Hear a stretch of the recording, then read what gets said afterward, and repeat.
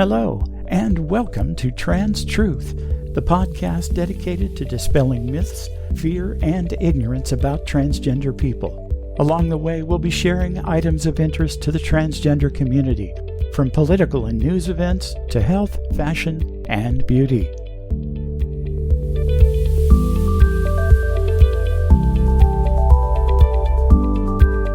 And now, let's have a look at some news items that should be of interest to our listeners.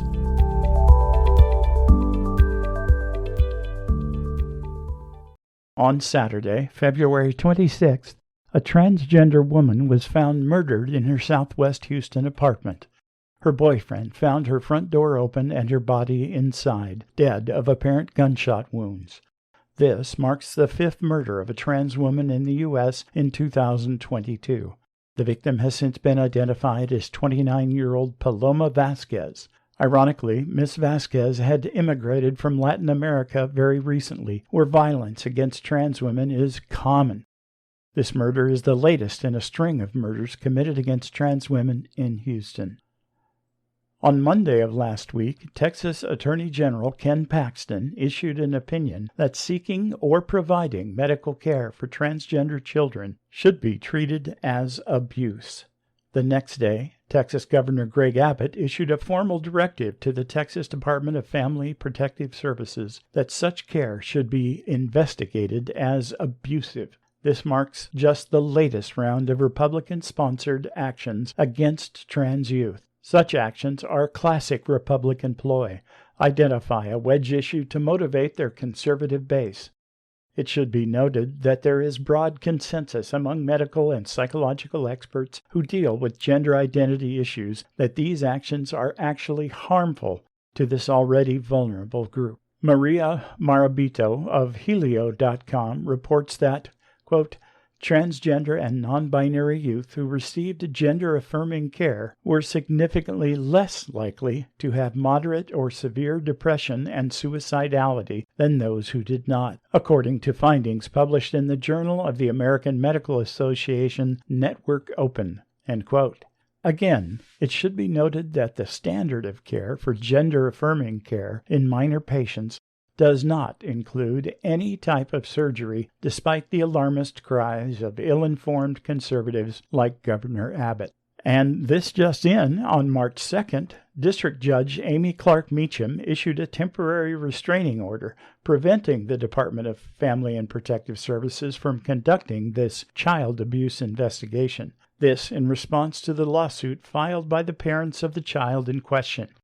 This story is one which we are following closely, and we will bring you updates on this action and similar actions across the country.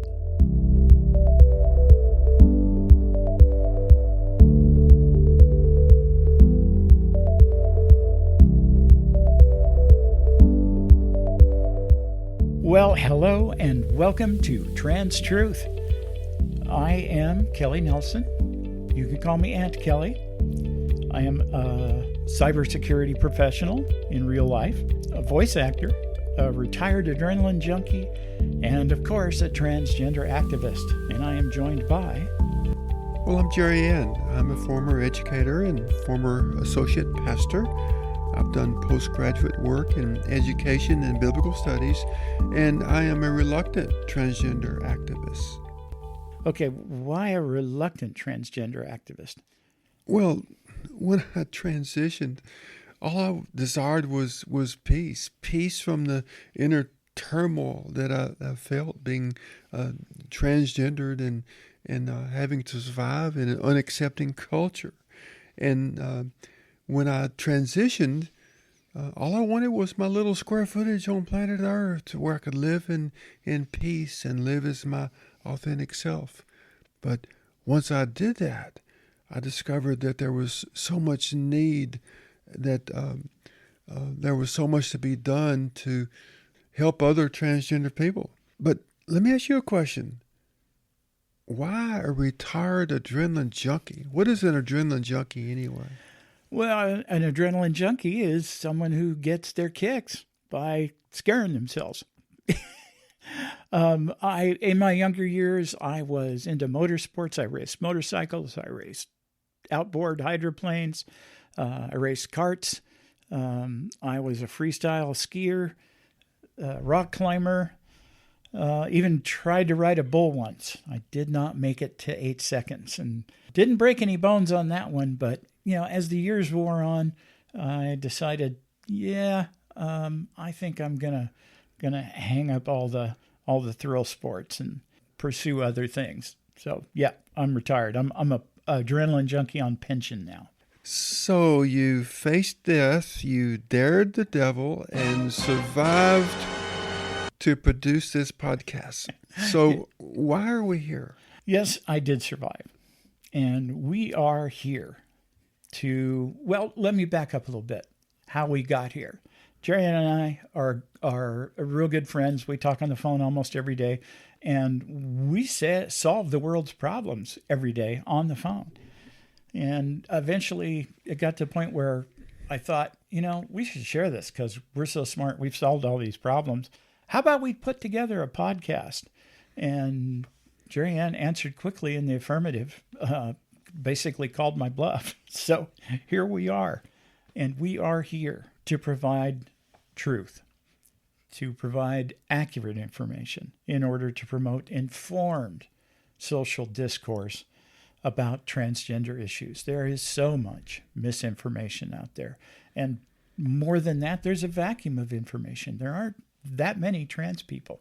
Odds are, unless there's one in your family or you are trans, you've not run across one and known about it. So we want to address that. Absolutely. And let me just reiterate that we are here to provide truth about the transgender condition, and hence the name Trans Truth. We're also here to supply and provide needed support for transgender individuals so they can overcome the obstacles to their self-acceptance and their fulfillment. There's such a need out there, especially when a person is born transgender and living in an unaccepted culture. There's so much misinformation out there that we want to help them, and not only them, but their friends, families, and allies. Is that right, Kelly? Absolutely, Jerry. Backing up a little bit again, Jerry and I met in an online community for transgender people. Since then, we've become active in a few more. But the thing that we see constantly are questions and pain and fear, all because there's a lack of information. People are, let me back up even more, as in years ago, before the internet, we were isolated. There were support groups if you lived in a larger area, but very little else in the way of support. So it's gotten better, but we still see that need through our interactions in these online forums to spread more information. And it is our hope that this podcast will reach more people who need that information. Absolutely. And what's most needed is accurate information. Kelly, you mentioned our meeting. I had forgotten that we met on an online forum that so many years ago. It seems like we've always known each other. And our first meeting was at a social activity that's right. that I hosted. Absolutely. And so that's Girls' Night Out. You're right. We call that Girls' Night Out, and that's what we're talking about in terms of support for transgender individuals. The Houston Girls' Night Out was just a social activity, and I had arranged a safe place and a safe environment for trans women to come out and express themselves authentically. And that's how Kelly and I first met. It was pretty cool, and I thank you for reminding me of that. I had forgotten about that. And in the days before COVID, it was getting pretty successful. And I define success by providing that service, that place for transgender people of all stripes who aren't yet comfortable going out, usually alone, to be with friends, to be with peers. And it did get successful. We had some regular members.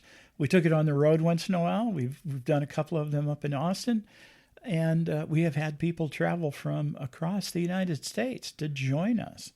That to me still speaks to a need for support in the community. Absolutely. But another purpose of our podcast is to help the friends and families of transgender people understand that transgender people can't help it. They were born that way. It's not a lifestyle choice. It's not a perversion. And so many of our transgender friends have families and friends like that they have to keep their being transgender a secret from them. So the purpose of this podcast is to provide trans truth so that people know better, just plain and simple, so that they know better. Our that lack of knowledge that results in fear and discrimination and sometimes harm is reflected in our political atmosphere too. Yeah. I'd like to recap something you said a moment ago when we're talking about the lack of knowledge, that being transgender is not a choice. It's a medical condition. We were born this way. There's treatment for this condition, but it's not a lifestyle choice. You either deal with it in a positive way or you suffer for your entire life, not being able to live who you are. Oh, absolutely. It's a medical condition with no cure. There are treatments, but not a cure. And I guess the other thing that we're here for is to promote action. We see a huge need for political action, social action. We want to be able to suggest ways that you can affect change as an engaged and supportive member of the community. And we'll talk a lot about that in upcoming episodes. As you might guess, in current politics, the transgender community is a target. So we'll suggest ways that we can deal with that. Well, we've thrown that term around a lot, transgender. Let's talk about what we mean by transgender. Well, Kelly, transgender is an umbrella term that we use now. And for many years, well, let me back up a little bit. I thought I was the only one. For much of my life, I thought I was the only weirdo on the planet. There was no internet. You didn't see anything but perhaps Milton Berle in a dress with lipstick, and that wasn't me. Don't forget Flip Wilson. Flip Wilson later. But in the 1960s, when I first went to university, as soon as I got my ID card, I went to the university library and I pulled out that card catalog drawer with the second half of the T's in the alphabet. And sure enough, there was a transgender card, a subject card, but there was not a book card. And for years, I'd go and pull out that same drawer. And then one day, there was a book about transsexuals. And that was the first information I was ever exposed to. And that was probably in the early 1970s. That's that late. I thought you had that steam-powered internet back when you were in school.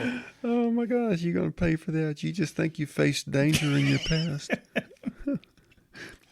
But but nowadays, and don't even ask me how I knew that word, transsexual. But nowadays we just refer to it as an umbrella term of as transgender. And it simply refers to anyone who expresses as in part or full a gender other than they were assigned at birth. Let me jump in, Jerry-Ann. You started you threw out the first of our subcategories of transgender, and that is transsexual. Expand on that. Well, certainly, Kelly. I was identified male at birth, but identified as female